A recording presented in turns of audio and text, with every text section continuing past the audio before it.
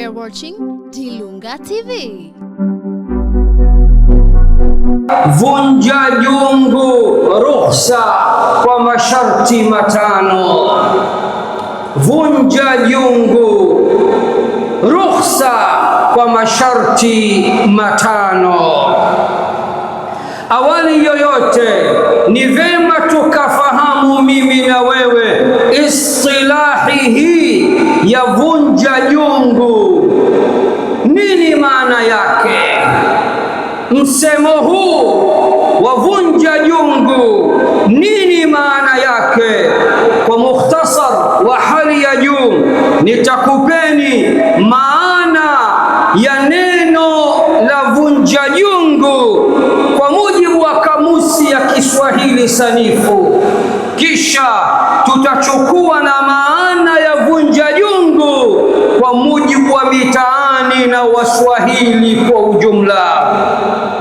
Tukienda katika kamusi ya Kiswahili sanifu ya mwaka 1981 ukurasa wa 315, taasisi ya Kiswahili ya Chuo Kikuu cha Dar es Salaam, ninanukuu kama ambavyo Waswahili wenyewe wajuzi na wabobezi wa lugha ya Kiswahili walivyotuelezea katika kamusi ya Kiswahili sanifu maana ya neno la vunja jungu. Maana ya neno la vunja jungu, ninanukuu katika ukurasa wa 315, wanasema vunja jungu maana yake fanya sherehe ya kuaga muda fulani.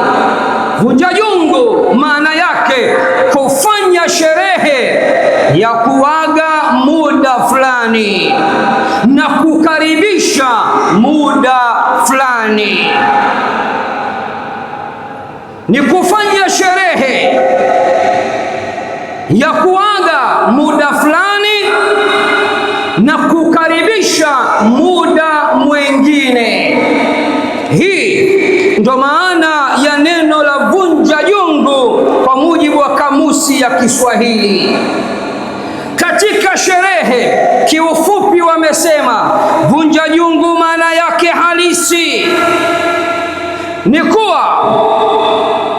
ni kuashiria mwisho wa shida. Katika ufafanuzi wa kamusi ya Kiswahili sanifu, maana ya vunja jungu ni kuashiria mwisho wa shida na sherehe inayoanza kwa kufungwa. Mwisho wa shida na sherehe au sherehe inayoanza au kufungwa kwa kula. Narejea, katika ufafanuzi wamesema maana ya vunja jungu ni kuashiria mwisho wa shida na sherehe inayoanza au kufungwa kwa kula. Pia wakasema vunja jungu ina maana ya kuvunja ukimya au hali ya huzuni na shida kwa kula chakula cha pamoja. Wazaramu wenzangu bado hawaelewi kinachosemwa hapa. Hii ni maana ya vunja jungu kwa mujibu wa kamusi ya Kiswahili sanifu. Njoo sasa usikilize yote 9 maana ya vunja jungu kwa mujibu wa muktadha wa mitaani Uswahilini, na ndio muktadha unaomata zaidi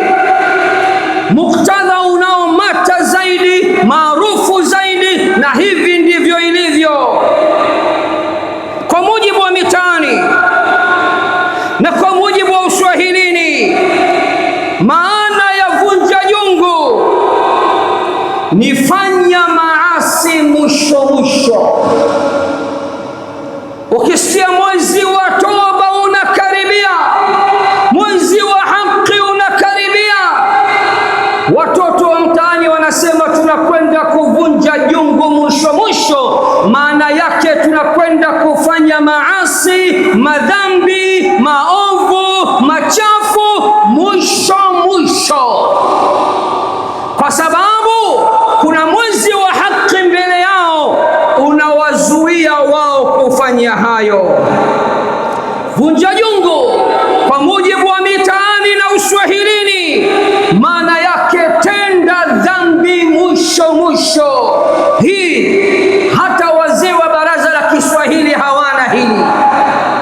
Wao wanadili na Kiswahili sanifu, Kiswahili cha sasa na cha mitaani.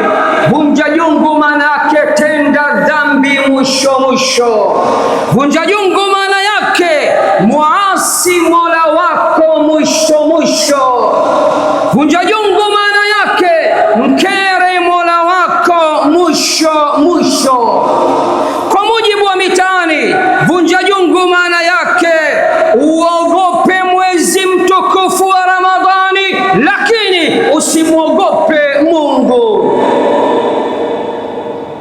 Tafsiri halisi ya maana ya vunja jungu kwa mujibu wa mitaani, maana yake uheshimu sana mwezi mtukufu, lakini Mola mtukufu usimheshimu. Kwa sababu wanaovunja jungu wanavunja jungu kwa sababu mbele yao kuna mwezi watajizuia na maovu na madhambi yote. Kwa maana hiyo hao wanauogopa mwezi kuliko aliyeuleta mwezi, wanauheshimu mwezi kuliko yule aliyeuumba mwezi. Wanasema ni mwezi wa haki, wakasahau ya kuwa Mola ndio Mola wa haki. Dhalika bianna Allaha huwa alhaq. Allah anasema basi hivyo ndivyo ilivyo, Allah ndio Mola wa haki. Vunja jungu maana yake ustahi mwezi mtukufu, ila Mola mtukufu wewe wala usimsitahi, kwa sababu Mola mtukufu tunaye siku zote. Alam ya'lam bi anna Allaha yara, hivi hajui ya kuwa Allah anaona? Ayahsabu an lam yarahu ahad, hivi anadhani ya kuwa hakuna aliyemwona?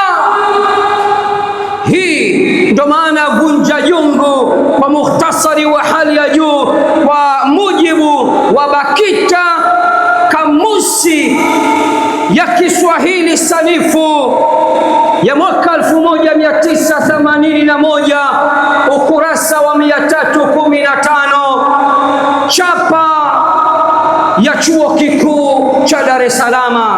Lakini pia kwa mujibu hasa unaokusudiwa na vijana wetu na vijana wenzetu mitaani, hii ndiyo maana ya vunja jungu. Sasa basi, ukiweza masharti haya matano, vunja jungu, vunja masufuria yote, vunja vikombe vyote, vunja vyombo vyote, ruhusa. Tega sikio sasa, usije ukaninukuu vibaya ukachukua kipande kidogo tu ukasema mashehe hatuna. Inawezekana mashehe hamna, lakini mashekh wapo wengi sana. Kuna tofauti baina ya shekh na shehe. Kule Zanzibar diwani anaitwa sheha, kwa hiyo shehe ni tofauti na shekh. Shekh ni mwanawazuoni wa Kiislamu aliyepewa maarifa mengi ya kujua dini tukufu ya Uislamu kwa mujibu wa Qur'ani na Sunna. Qur'ani imelala, Sunna imelala, hadithi imelala, anajua sharia mbalimbali kwa namna alivyomwafikisha Mola wake. Ama shehe wako kule Zanzibar, masheha ambao ni madiwani tu. Sheha haina maana ni kiongozi wa dini, ni sheha na kuna sheikh. Sasa usinunukuu vibaya, sikiliza masharti matano. Kama utayaweza wewe mzee wa kuvunja jungu, rukhsa, vunja jungu. Twende katika kitabu cha Hilyatul Awliya wa Tabaqatul Asfiya cha al-Imam Abu Nuaim al-Asbahani, juzu ya 8 ukurasa wa 17. Na twende pia katika kitabu Tawabin cha al-Imam Ibn Qudama al-Maqdisi, ukurasa wa 168 hadi 169. Wanawachuoni hawa wanatupokelea kisa cha mtu ambaye alitumbukia kweli kweli katika maovu na maasi zama zilizopita, kwa mtu ambaye msemo wangu wa sasa alidata na kujizima data zama zilizopita. Alifanya yale aliyoyafanya kiasi ambacho akaanza kujistukia, akamfuata mwana wa chuoni zahidun abid, mwana wa chuoni mfanya ibada na aliyeipa mgongo dunia, Ibrahim ibn Adham rahimahullahu ta'ala. Yani mtu anafanya maovu mpaka anajistukia, mpaka anamfuata mwana wa chuoni, anamwambia ya aba Ishaq, ewe baba Ishaq, inni musrifun ala nafsi bildhunubi wal maasi, mimi ni too much, mimi nimechupa mipaka, nimeidhulumu nafsi yangu katika kufanya madhambi mbalimbali na maasi mbalimbali. Fa'rid alayya ma yakunu laha zajiran wa mustanqidha, naomba unipe mawaidha yatakayonionya na kuniokoa, ewe mwana wa chuoni Ibrahim ibn Adham, baba wa Ishaqa. Sikiliza sasa mwana wa chuoni huyu namna alivyomwaga sera, akampa masharti matano, akamwambia ukiyaweza haya masharti matano, ruhusa, endelea na madhambi na mimi nitabeba mzigo wako siku ya Kiyama. Faqala Ibrahimu ibn Adham, akasema Ibrahimu ibn Adham, in qabilta 5 khisalin wa qadirta alaiha lam tadurraka almasiya, ninakupa masharti matano,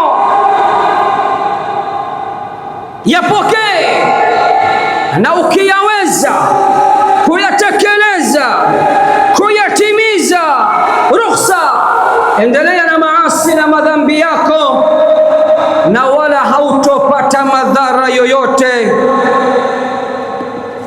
na hautopata matatizo yoyote. Sikiliza sasa, yule bwana kwa sababu ana hamu sana ya kutaka kubadilika, akasema hat ya aba Ishaq, leta ewe baba Ishaq, leta hayo masharti, niko tayari kuyasikiliza.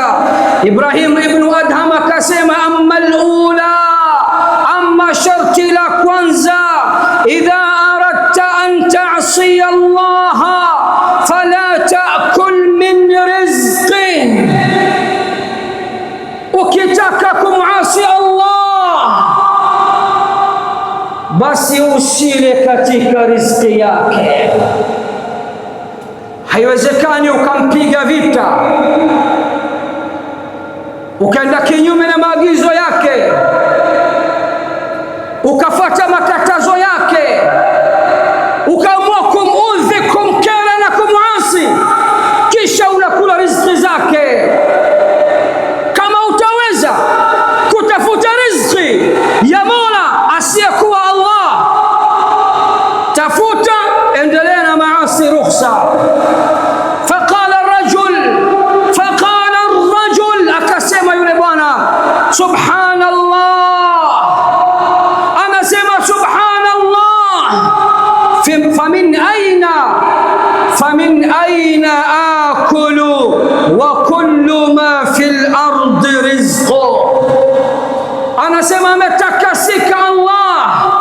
wapi nitakwenda kutafuta riziki wakati vyote vilivyomo ndani ya ardhi ni katika riziki zake? Wapi nitampata Mola mwingine atakayenipa riziki mimi?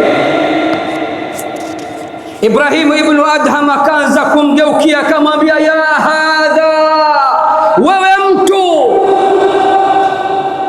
afayuhsanu bika an taakula rizqahu wa ta'siyah, wewe mtu, hivi wewe unaona ni jambo jema kula riziki yake na upande wa pili unamuasi dhahiri shahiri?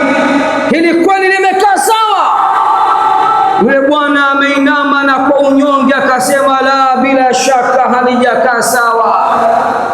Haiwezekani ukaishi katika fadhila za Mola na huko mlango mwingine unampiga vita Mola kwa kumkera, kwa kumudhi na kufanya maasi mbalimbali. Akasema, hati thania, nipe sharti la pili ewe mwana wa chuoni Ibrahim. Akasema, wa amma thania, amma sharti la pili, idha aradta an ta'siya Allah fala taskun fi ardih wala ta'sihi fawqa ardih wabhath an ardin laysat bi ardih. Ukitaka kumuasi Allah, basi hakikisha haukai katika ardhi yake na haufanyi maasi hayo katika ardhi yake, na nenda katafuta ardhi nyingine isiyokuwa ardhi yake. Yule bwana akaendelea kupagawa, akasema, subhanallah, ametakasika Allah, hadhihi ashaddu min al-ula. Sharti hili ni nzito zaidi kuliko sharti la kwanza. Sharti hili ni kubwa kuliko sharti la kwanza. Wa aina askunu, wapi sasa mimi nitaishi? Ardhi gani naweza nikaishi? Wal ardu was samau kulluha mulku, ili hali ardhi na mbingu vyote ni milki yake yeye Allah. Ibrahimu ibn Adham akamwambia, ama tastahyi min Allah, hivi basi haumwonei haya Allah taskunu fi ardihi wa ta'sihi fawqa ardihi? Hivi haumwonei haya Allah unaishi katika ardhi yake na wakati huo huo unamuasi juu ya ardhi yake? Yule bwana sura yake imezidi kusawajika, akasema, hati thalitha, nipe sharti la tatu. Ibrahimu ibn Adham akamwambia, idha aradta an ta'siya Allah fabhath an makani la yaraka Allah fihi. Ukitaka kumuasi Allah, tafuta eneo ambalo unahakikisha Allah hawezi kukuona. Hilo ukiliweza, piga vitu baba, kula bata bila ya wasiwasi. Yule bwana akasema, wa kaifa dhalika ya aba Ishaq, vipi linawezekana hilo ewe baba Ishaq? Vipi naweza nikajificha Mola asinione? Pahala gani ambapo nikijificha hata Mola hawezi kuniona? Hili haliwezekani. Wa huwa alladhi ya'lamu kha'inata al-a'yuni wa ma tukhfi as-sudur, ili hali Mola anajua hadi khiana inayofanywa na jicho na anajua yaliyojificha katika nafsi ya mtu. Ibrahimu ibn Adham akamwambia, ya hadha, ikiwa hili unaliona ni zito, basi ala tastahyi an ta'kula min rizqi llahi wa taskuna ardahu thumma ta'sihi wa huwa yaraka. Wewe bwana, kama hili unaliona ni zito, hivi hauoni aibu wewe unakula riziki za Allah, unaishi katika ardhi ya Allah, kisha unamuasi Allah ili hali anakuona kabisa kabisa live bila ya chenga? Yule bwana amezidi kutokwa na jasho zito kabisa, akamwambia hati rabi'a, nipe sharti la tano ewe mwana wa chuoni Ibrahimu ibnu Adham. Ibrahimu ibnu Adham anaendelea kumwaga sera, ndugu zangu, akasema sharti la nne ukiliweza ruhusa, endelea na maovu yako na maasi yako na hautopata madhara yoyote siku ya Kiyama. Akamwambia ni lipi? Akamwambia sharti la nne, idha jaaka malakul mauti liyaqbida ruhaka faqul lahu akhirni ila an atuba ila Allahi taubatan nasuha. Malaika mtoa roho, siku, saa, muda, dakika, sekunde zikitimia, sasa unapaswa uondoke duniani.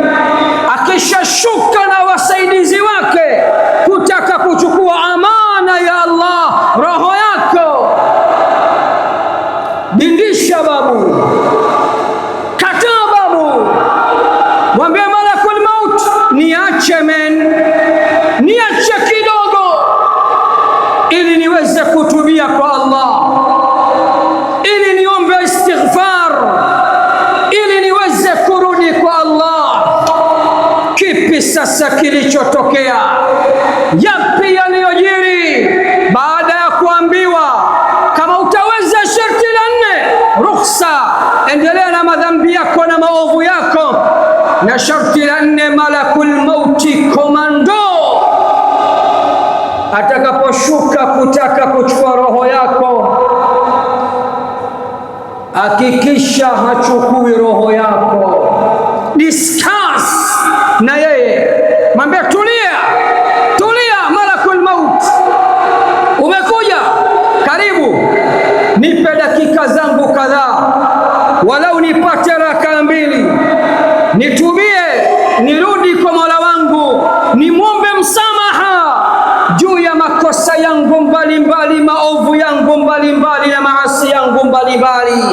Kipi sasa kilichotokea na yapi yaliyojiri? Aqulu ma tasma'un wastaghfirullaha li wa lakum fastaghfiruhu innahu huwal ghafurur rahim wa huwal barrul karim. Alhamdulillahi rabbil alamin وأصلي وأسلم صلاة وتسليما يليقان بمقام أمير الأنبياء وإمام المرسلين وعلى آله وصحبه أجمعين. أما بعد, kuna watu siku zote wanakufuru neema za Mola wao, wengine maskini wa Mungu kwa kujua na wengine kutojua. Sikiliza sasa Allah anasemaje katika suratu Ibrahim aya nambari 28 hadi 29. Alam tara ila alladhina baddalu ni'matallahi kufra, hivi hukuwaona wale waliobadilisha neema ya Allah kwa kukufuru? Hivi hujawaona wale waliobadilisha neema za Allah kwa kukufuru? Waliobadilisha neema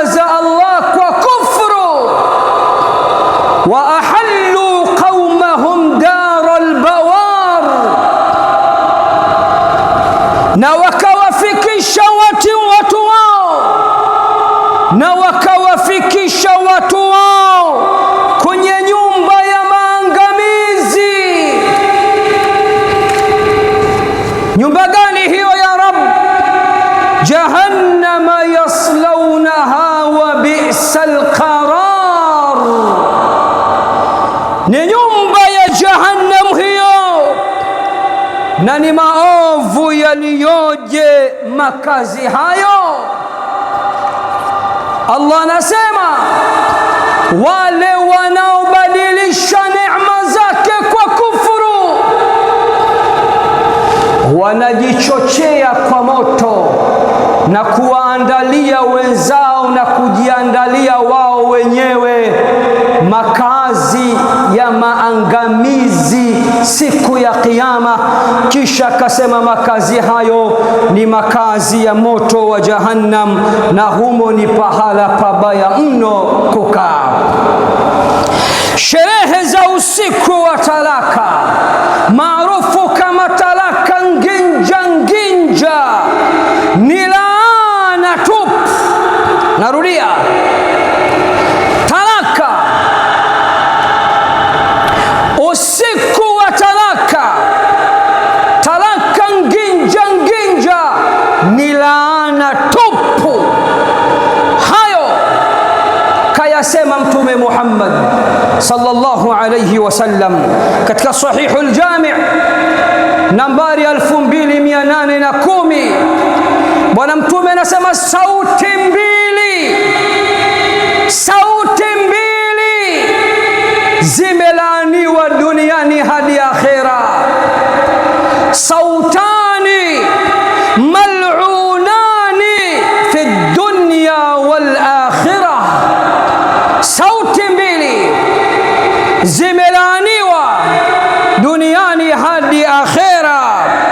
Sikiliza sauti ya kwanza, mizmarun inda ni'ma, kupiga firimbi, kupiga mzumari, kupiga shangwe na vigelegele, kupiga shangwe na vigelegele, kupiga shangwe na vigelegele, kusherehekea sherehe yoyote ambayo Allah na mtume wake hawaitambui. Na kuulizeni, usiku wa talaka uliobuniwa na baadhi ya dada zetu, ndani yake watu wanakunywa pombe, ndani yake wanawake wanavaa vijora na sare maua, wanakatika, wanabinduka, wanatikisa, na miziki inapigwa. Na Allah ndiye anajua usiku ule kama utapita salama, masharobaro hawatojipenyeza. Allah ndiye anajua zaidi. Kusherehekea kuondoka kwa neema, kusherehekea kuvunjika kwa ndoa ya Kiislamu, ndoa ya Kiislamu ambayo ni ibada, ndoa ya Kiislamu ambayo ni taa, ndoa ya Kiislamu ambayo ni sunna, ndoa ya Kiislamu ambayo ni nusu ya dini, huko ni kukufuru. Bwana Mtume anasema sauti mbili zimelaaniwa duniani hadi akhera.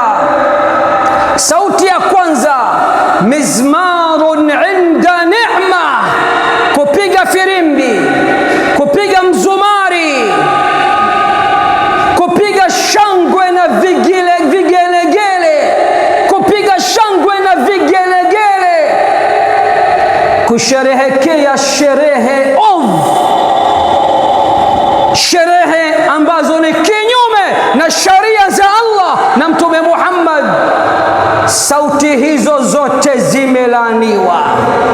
Sauti ya pili, warannatun inda musiba, na kupiga mayowe pindi msiba unapotokea. Kwa sauti yoyote ya kusherekea, firimbi, miruzi, shangwe na vigelegele, kusherehekea jambo ambalo ni haramu, sauti zote hizo zimelaaniwa. Na kupiga mayowe pindi utakapofika tutakuwa wageni wa nani? Basi basi sisi tumekwisha, sisi tena hatutokula, tutapata tabu duniani. Sauti hizi mbili zimelaaniwa, laana kutoka mbingu ya saba. Wanasherehekea bila kujua sherehe hizo zimeshushiwa laana kutoka mbinguni. Sikilizeni nyinyi wanawake mliodata na mnaojizima data. Sikilizeni nyinyi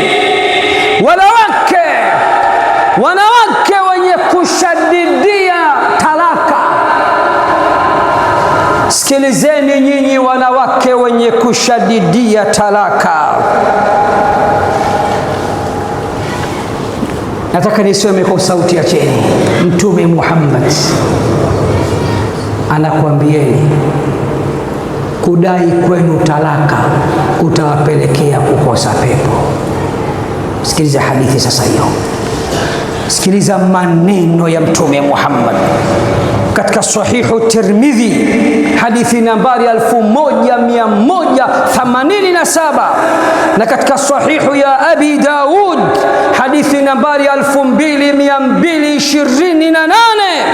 Bwana Mtume Muhammad sallallahu alayhi wasallam anasema, tena anawasemesha kina mama, tena wale waliodata na kujizima data. Anasema, ayyuma mra'atin sa'alat zawjaha talaqa fi ghairi ba'sin, mwanamke yeyote atakayemuomba mume wake talaka pasina tatizo lolote la kisharia. Mume haswali, ni mlevi, anakula drugs, hana dini, mshirikina, shirki na yeye na shirki, sababu za kisheria. Mwanamke yoyote atakayemuomba mume wake talaka pasina sababu za kisheria zilizowekwa na Allah na Mtume Muhammad sallallahu alayhi wasallam, faharamun alaiha raihatul janna, mwanamke huyo ni haramu kwake hata kunusa harufu ya pepo. Sikilizeni statement. Hajasema hatoingia peponi, anasema hata harufu anasema hata harufu ya pepo ataisoma namba. Mwanamke yoyote atakayemuomba mume wake talaka pasipo na sababu zozote za kisharia, sharia ya dini, mwanamke huyo ni haramu kwake kunusa hata harufu ya pepo. Hayo kayasema Mtume Muhammad sallallahu alayhi wasallam. Na hadithi nyingine anasema, wa inna rihaha la yujadu fi masirati 500 am, na ili mtu anuse tu harufu ya pepo sharti atembee mwendo wa miaka 500 ndo utaipata harufu ya pepo. Message sent kwa wazee wa nginja wanaotaka talaka na wasiotaka ndoa. Hadithi hii iwe ni message tosha kwa wazee wa nginja wanaotaka talaka na wasiotaka ndoa. Wanaume ndo wale, lakini wao sasa hivi wanakuambia wanaume wote ni mbwa, wote hawafai. Baba yake mzazi ndani huko mbwa pia, na mtoto wa mbwa ni mbwa, kwa hiyo na yeye ni mbwa kwa sababu kazaliwa na mbwa. Hawataki tena kuolewa. Usingle mother ndo mpango mzima sasa hivi katika nchi hii. Jiulizeni wanafanya nini katika umoja wao feki wa usingle mother, wanafanya nini? Je, isije ikawa mmekimbia ndoa alafu mmekuwa kama toilet public au public toilet, choo cha jamii, kila mtu anakalia, anashusha habari zake, anaondoka. Msije mkawa hivyo. Msije mkawa mnakataa ndoa alafu mnabadilisha wanaume kama mnavyobadilisha sketi na blouse. Na mkiwa hivyo, hakika mmekuwa ni zaidi ya public toilet, zaidi ya choo cha jamii. Kila mtu anakalia humu ndani, mwenye bakteria twende, mwenye fungus twende, mwenye ukurutu twende, mwenye gono twende, mwenye kisonono twende, mwenye ukimwi twende, na mtadhalilika na mtakufa vifo vibaya kwa sababu mmekataa kheri ya ndoa, mkachagua shari za uchafu wa zinaa. Sikilizeni mnaofurahia kuwa, sikilizeni mnaofurahia, sikilizeni mnaofurahia kuwa masingle mother, sikilizeni mnaokimbilia kujiachisha katika ndoa zenu, sikilizeni mnaojivua katika ndoa zenu. Je, hamujui ya kuwa Mtume Muhammad sallallahu alayhi wasallama amekuiteni wanafiki, wanawake wanaokwenda mbio kuvunja ndoa zao, kujivua katika ndoa, kujinasua katika ndoa, kujiachisha katika ndoa, kisa na mkasa mashoga na mashosti zao wote ni masingle mother na mambo yao ni super. Bwana Mtume Muhammad amewaita ni wanafiki. Hapa ni dalili babu, tunazungumza kwa qala Allahu na qala Rasulullah. Wapi sasa Bwana Mtume kawaita wanafiki? Nenda katika sahihu ya al-Imam at-Tirmidhi, hadithi nambari 1186. Nenda katika sahihu at-Targhib wa at-Tarhib, ukurasa wa 2018. Vitabu hivyo ya kwamba anna nabiyya sallallahu alayhi wasallam qal, ya kwamba Bwana Mtume Muhammad sallallahu alayhi wasallam amesema, wa innal mukhtali'ati wal muntazi'ati hunna al munafiqat.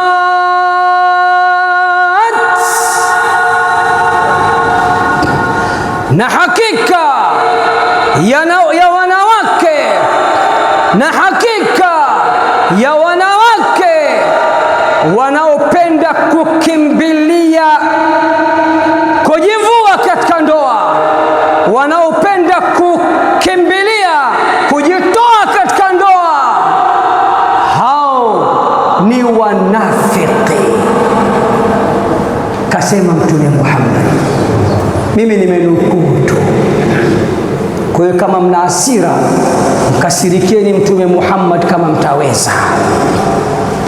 Kisha akasema, wama min imra'atin, wama min imra'atin, wama min imra'atin tas'alu zawjaha at-talaqa fi ghairi ba'sin, na hakuna mwanamke yeyote yule atakayemtaka mume wake talaka bila ya sababu za kidini, bila ya sababu za kisharia, sharia ya Allah na Mtume Muhammad, fatajidu raihatal janna, mwanamke huyo akawa ni mwenye kupata harufu ya pepo. Na hapo khutba hii niifanye kuwa ni Ijumaa 2 mfululizo, naomba nihitimishe kama ifuatavyo. Na hapo naomba niweke wazi jambo moja, ili jamii ya Kiislamu isichukue tofauti mafundisho ya Uislamu. Ndoa ya Kiislamu sio jela. Ndoa ya Kiislamu sio gereza. Ndoa ya Kiislamu sio mateso. Ndoa ya Kiislamu imejengwa kwa misingi mikuu mitatu. Msingi wa kwanza kuishi kwa wema. Msingi wa kwanza kuishi kwa wema na ihsan. Msingi wa pili mawadda, mahabba moto moto. Na msingi wa tatu huruma. Na kama hivi vyote vitakosekana,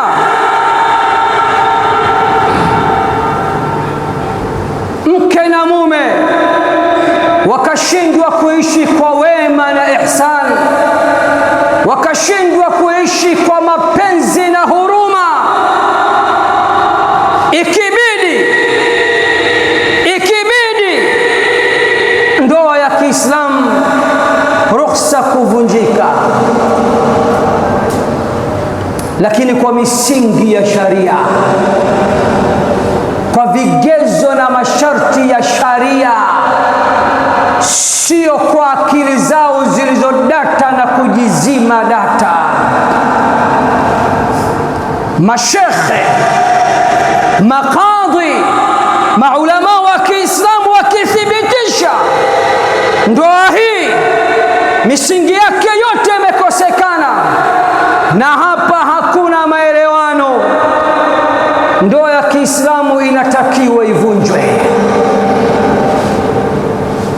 sio gereza. Lakini sasa ikishabidi kuvunjika, kwa sababu hakuna budi, malengo ya ndoa hayatimii, ndoa si raha tena, ni huzuni, si furaha tena, ni shida na mateso. Ikibidi, Uislamu umeweka mlango wa kuachana kwa wema, na sio kwa nginja,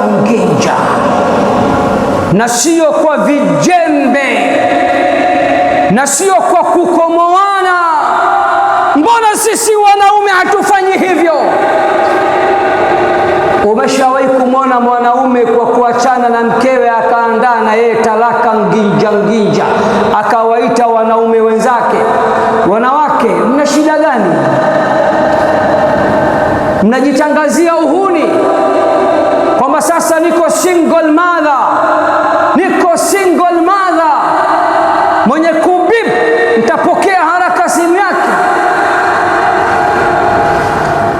Ndoa ya Kiislamu, ndugu zangu, ikibidi maelekezo ya Qur'ani, sikilizeni Suratul Talaq aya nambari 2.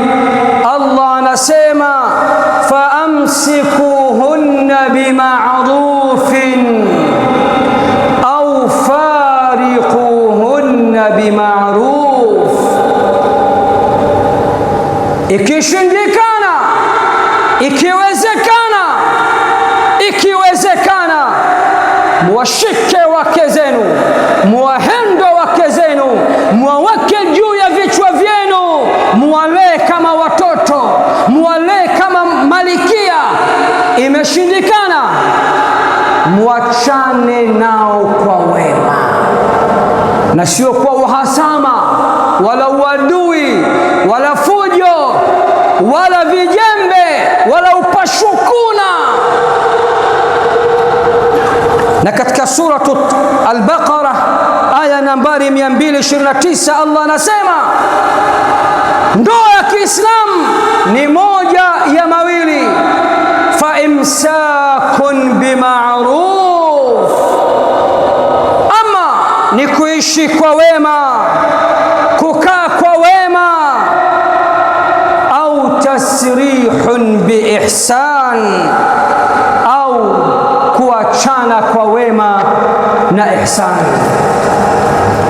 Bali maelekezo ya Mola na Muumba katika sura ya pili Al-Baqara aya nambari 237, na hata mkiachana msifanyane uadui wala uhasama wala ubaya ubwela, udugu umala. Uislamu umekataa hilo. Quran Al-Baqara aya nambari 237, Allah anasema wala tansawul fadla bainakum, na wala msisahau fadhila, ihsani na mema na mazuri baina yenu. Inna Allaha bima ta'maluna basir, hakika ya Allah juu ya yale mnayoyafanya ni mwenye kuona. Wanawake, na hapa nataka nitoe statement kidogo ngumu sana. Sikilizeni statement ngumu kidogo.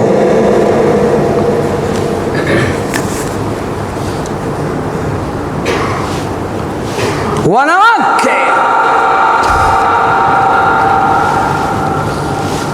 wanaoshadidia talaka, wasiosikia la Mungu wala mtume, wasiosikia mswalie mtume, wanaohitaji talaka nginja nginja kwa udi na uvumba, wanaotamani usingo madha, wanaotamani kujiunga na vikundi vya masingle madha, wanaokaa mstari wa mbele kutaka kuvunja, kujivua, kujiondoa katika ndoa ya Kiislamu, hao ni watumishi wa shetani. Shekhe, mswalie mtume. Shekhe, nasema Allahumma salli wa sallim wazid wa barik alayhi.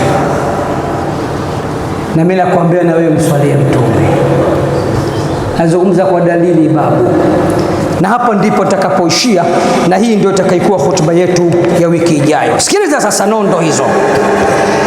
Al-Imamu Muslim anapokea hadithi katika kitabu chake, hadithi nambari 1523.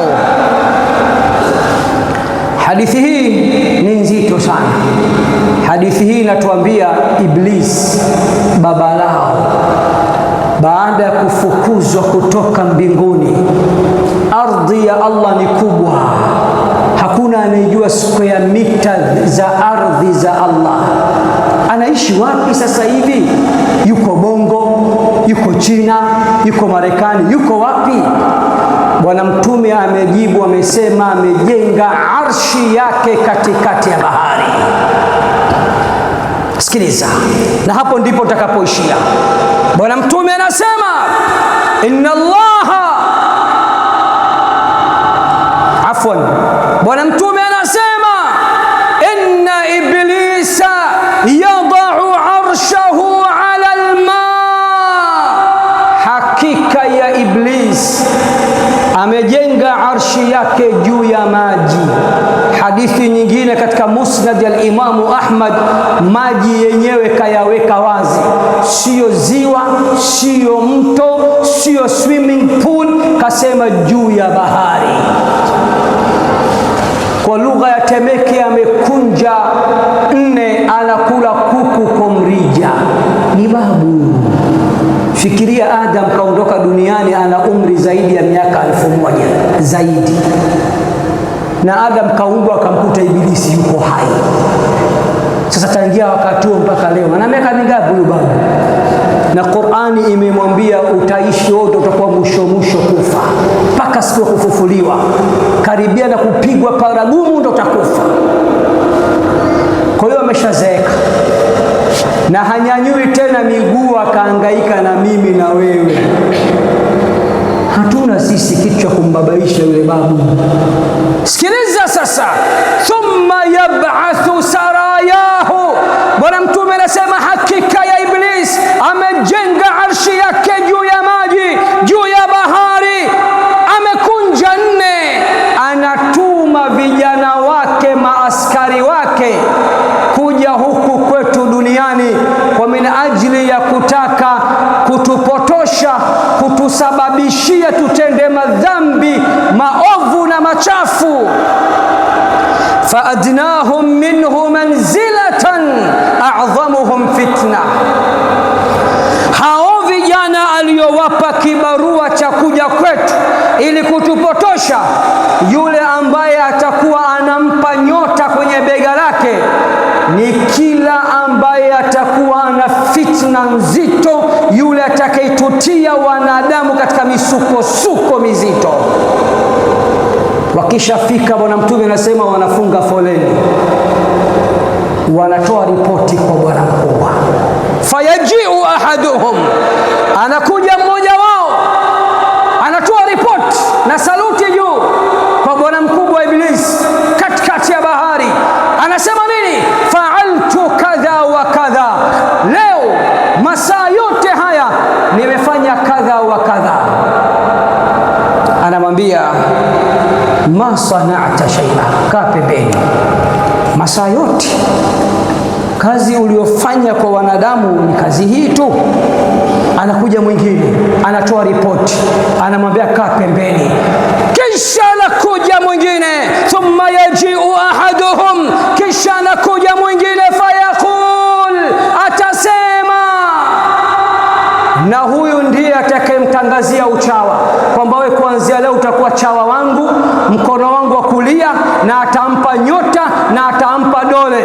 Ni yupi na ni yapi na kipi kilichotokea na yapi yaliyojiri na yapi aliyoyasema Bwana Mtume Muhammad, na wapi napata ushahidi ya kuwa wanawake wanaoshadidia kuachika na kujivua katika ndoa pasina sababu za kidini, pasina sababu za kidini, ni watumishi wa shetani. Ila aljum'ati alqadimati insha Allah, tukutane hadi Ijumaa ijayo akipenda Allah. Allahumma ij'al jam'ana hadha jam'an marhuma waj'al tafarruqahu min ba'dihi tafarruqan ma'suma. Allahumma aslih dhata baynina wa alif bayna qulubina. Allahumma ruddana ilayka raddan jamila, ruddana ila alqur'ani raddan jamila, ruddana ila as-sunnati raddan jamila. اللهم اهدنا واهد بنا، اللهم اهد أولادنا، اللهم واهد بناتنا، اللهم واهد نساءنا، اللهم واهد رجالنا، اهدنا جميعا إلى صراط مستقيم. اللهم صل وسلم على سيدنا محمد وعلى آل محمد كما صليت على إبراهيم وعلى آل إبراهيم إنك حميد مجيد. وبارك اللهم على محمد وعلى آل محمد كما باركت على إبراهيم وعلى آل إبراهيم في العالمين إنك حميد مجيد. سبحان ربك رب العزة عما يصفون وسلام على المرسلين والحمد لله رب العالمين. وأقم الصلاة. Only on Dilunga TV.